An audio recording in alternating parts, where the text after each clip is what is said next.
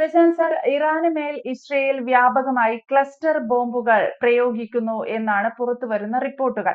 വലിയ നാശനഷ്ടം ഇറാനിൽ ഉണ്ടാക്കിയിട്ടുണ്ട് ഈ ക്ലസ്റ്റർ ബോംബുകളും എന്നറിയുന്നു. ഏറെ പേർക്ക് പരിക്കേൽക്കുകയും മരണങ്ങൾ വരെ റിപ്പോർട്ട് ചെയ്യുകയും ചെയ്തിട്ടുണ്ടെന്ന് അറിയുന്നു. എന്റെ ഒരു ചോദ്യം എന്ന് പറയുന്നത്, എന്താണ് ഈ ക്ലസ്റ്റർ ബോംബുകൾ? ഇതെങ്ങനെയാണ് മാരകമാകുന്നത്, അല്ലെങ്കിൽ ഇത്രയും വലിയൊരു നാശനഷ്ടം ഉണ്ടാക്കുന്നത്? ക്ലസ്റ്റർ ബോംബ് എന്ന് പറഞ്ഞാൽ ഒരു ബോംബ് ഒരിടത്ത് വീണിട്ട് അത് പല ഘടകങ്ങളായിട്ട് വ്യാപകമായിട്ട് പൊട്ടിത്തെറിക്കും. ഈ കുപ്പിച്ചില്ലൊക്കെ പോലെ ക്ലസ്റ്റി മനസ്സിലാവുന്നുണ്ട്. അത് കുപ്പിച്ചില്ല് ചെറിയ ബോംബ് ഉണ്ടല്ലോ, ഈ പെട്രോൾ ബോംബ് എന്നൊക്കെ പറയുന്ന സാധനമുണ്ട്. അത് ചെറിയ പറയുന്ന കുപ്പിക്കകത്ത് പെട്രോൾ ഒഴിച്ചതിന് ഈ ക്ലസ്റ്റർ ബോംബും പെട്രോൾ അത് പൊട്ടിത്തെറിക്കും. അപ്പൊ ഇത് വളരെ മാരകമാണ്. കാരണം ഒരു പോയിന്റിലല്ല, ഒരു പോയിന്റിൽ വീണിട്ട് പലയിടത്തോട്ട് ചിതറി പലതായിട്ട് പൊട്ടിത്തെറിച്ച് മാരകമായിട്ട് ഒരു പക്ഷേ കാഷ്വാലിറ്റീസും അല്ലെങ്കിൽ ഇതുപോലെ പറയുന്ന നശീകരണവും ഒക്കെ ഉണ്ടാക്കുന്ന ഒരു സൈസ് ബോംബാണ് ക്ലസ്റ്റർ ബോംബ്. ക്ലസ്റ്റർ ബോംബുകൾ നേരത്തെ ഇറങ്ങിയിട്ടുണ്ട്. അതിലൊരുപക്ഷെ ഇന്നലെ അത് ഒരു പല സമയങ്ങളിൽ ഇറാൻ പല ബോംബുകൾ പ്രയോഗിക്കുന്നത് പോലെ ഇന്നലെ ക്ലസ്റ്റർ ബോംബ് ഉപയോഗിച്ചിട്ടുണ്ടാവും. ഇനി അതുപോലെ അതല്ല ബാക്കിയുള്ളതിൻ്റെയൊക്കെ സ്റ്റോക്ക് തീർന്നപ്പോൾ അവസാനം പറക്കിയിടുവാന്നൊന്നും അറിയത്തില്ല. ഏതായാലും മാരകമായിട്ടുള്ള യുദ്ധമാണ് നടന്നുകൊണ്ടിരിക്കുന്നത്. അങ്ങോട്ടും ഇങ്ങോട്ടും പ്രശ്നങ്ങളുണ്ട്. അപ്പൊ ഇവിടെ ഒരു ക്ലസ്റ്റർ ബോംബ് പ്രയോഗിച്ചു അല്ലെങ്കിൽ അത്തരത്തിൽ മാരകമായിട്ട് ഇസ്രായേലിന് കുഴപ്പങ്ങൾ ഉണ്ടാക്കി എന്ന് പറയുമ്പോൾ നിരന്തരമായിട്ട് ഇറാനെ കത്തിച്ചുകൊണ്ടിരിക്കുകയാണ് ഇസ്രായേൽ.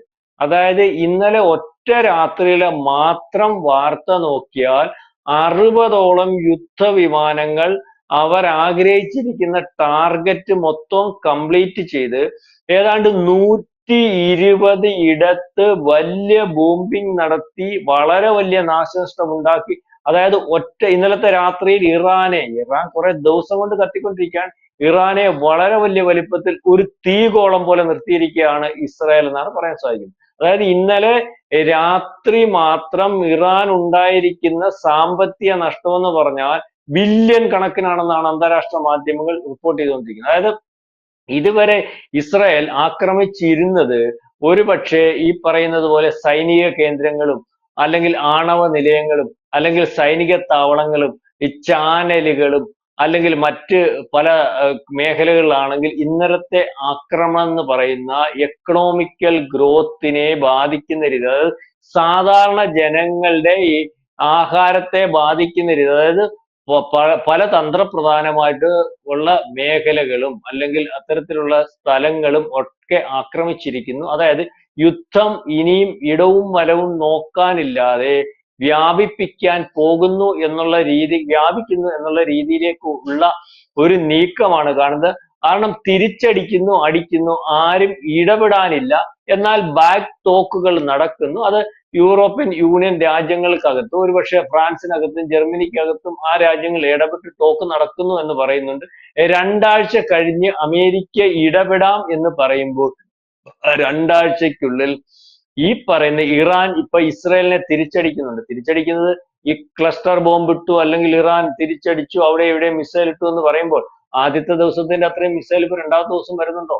ഇപ്പൊ 8ാമത്തെ ദിവസമാകുമ്പോൾ മിസൈൽ വർഷത്തിന് നേരത്തെ ഉള്ളതിനെക്കാട്ടിൽ വലിയ വലിപ്പത്തിൽ കുറവ് വരുന്നു എന്ന് വേണം പറയാൻ. അതായത് ഓരോ ദിവസവും ടാർഗറ്റ് അതായത് ഇന്നലെ എവിടെ നിന്ന് ഇറാൻ മിസൈൽ അയച്ചു, അത് വളരെ കൃത്യമായിട്ട് ഇസ്രായേൽ ടാർഗറ്റ് ചെയ്യുന്നു, ആ ലോഞ്ചുകൾ നശിപ്പിക്കുന്നു. അതായത് ഓരോ ദിവസവും ഇറാന് മിസൈലുകളും ഡ്രോണുകളും തൊടുക്കാൻ പ്രാപ്തമായിട്ടുള്ള എല്ലാ ലോഞ്ചുകളും നശിപ്പിച്ച് അല്ലെങ്കിൽ ഇറാനെ നിരായുധീകരിച്ചതിന് ശേഷം 2 ആഴ്ച കഴിഞ്ഞിട്ട് അവരാഗ്രഹിക്കുന്ന, അതായത് ഇറാൻ ആണവ ഊർജം ഉണ്ടാക്കാൻ അല്ലെങ്കിൽ ആണവായുധം ഉണ്ടാക്കാൻ പ്രാപ്തമാക്കി വെച്ചിരിക്കുന്ന ആണവ നിലയങ്ങൾ പൂർണ്ണമായിട്ടും അമേരിക്ക കയറി ഒരു ലിമിറ്റഡ് ആക്രമണത്തിൽ കൂടി ബ്ലസ്റ്റർ ബങ്കർ ബോംബുകൾ ഉപയോഗിച്ച് തകർക്കുന്നതിന് വേണ്ടി തന്നെയാണ് ഈ രീതിയിലേക്ക് നീങ്ങിക്കൊണ്ടിരിക്കുന്നത്. അതായത് ഓരോ ദിവസവും ടാർഗറ്റ് ചെയ്തുള്ള യുദ്ധം.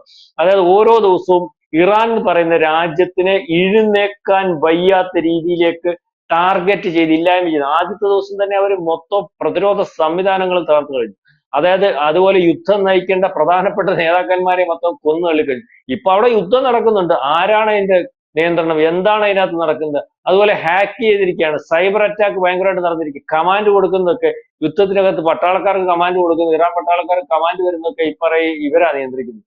കമാൻഡുകൾ ഇറാൻ ആഗ്രഹിക്കുന്നത് പോലെയല്ല കമാൻഡ് പട്ടാളക്കാർക്ക് കിട്ടുന്നത്, അല്ലെ മേലധികാരികൾ കൊടുക്കുന്ന കമാൻഡ് അല്ല പട്ടാളക്കാർക്ക് കിട്ടുന്നത്. അപ്പം അത്തരത്തിൽ ഈ ചിതറിച്ചു കഴിഞ്ഞു, അല്ലെ അതിനകത്ത് ഈ നെറ്റ് ഓൺ ചെയ്യാൻ പറ്റാത്ത അവസ്ഥ.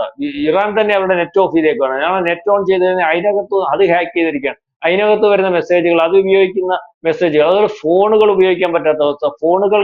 ഫോണുകളുടെ നിയന്ത്രണം മൊത്തം ഇസ്രായേൽ ഏറ്റെടുത്തിരിക്കുന്ന അവസ്ഥ. അപ്പൊ എല്ലാ രീതിയിലും ഉള്ള യുദ്ധം, അതായത് ഇറാനെ കൃത്യമായിട്ട് കുഴപ്പിച്ചിരിക്കുന്നു. കാരണം പിന്നെ സംഭവിച്ചുകൊണ്ടിരിക്കുന്ന പറഞ്ഞാൽ ഇത്രയും വലിയൊരു രാജ്യവും, ഇത്രയും പഴക്കമുള്ള രാജ്യവും, ഇത്രയും ആയുധശേഖരമുള്ള രാജ്യവും, ഇത്രയും പട്ടാളത്തിന്റെ കൂട്ടമുള്ള രാജ്യം, അതായത് 7 ലക്ഷം പട്ടാളം, അവരായതുകൊണ്ട് പിടിച്ചു നിൽക്കുന്നു എന്ന് വേണം പറയാൻ. അല്ലാതെ ഓരോ ദിവസവും യുദ്ധം കഴിയുന്തോറും ഇറാൻ എന്ന് പറയുന്ന രാജ്യം, അത്ര വലിയ വലിപ്പത്തിലുള്ള രാജ്യം, പൂർണ്ണമായിട്ടും ഇറാന്റെ തലസ്ഥാനം ഉൾപ്പെടെ ഉള്ളത് പൂർണ്ണമായിട്ടും കത്തി നശിച്ചു പോകുന്ന ഒരു അവസ്ഥയിലേക്കാണ്.